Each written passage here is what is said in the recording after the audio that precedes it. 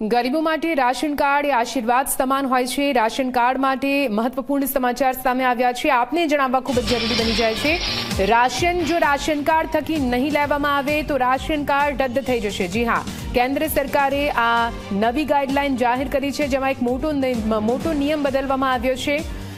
લક્ષિત જાહેર વિતરણ વ્યવસ્થા સુધારા આદેશ 2025ને નોટિફાઈડ કરવામાં આવ્યું છે।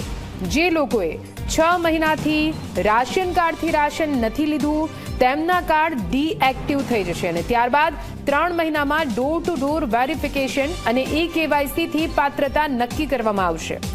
પ્રધાનમંત્રી ગરીબ કલ્યાણ અન્ન યોજના હેઠળ મફતમાં રાશન ન લેનારાઓ પણ આ દાયરામાં આવી શકે છે। સાથે દેશમાં 23 કરોડ 21 રાશન કાર્ડ ધારકો છે, જેમાંથી ઘણા રાશન કાર્ડ રદ થઈ શકે છે।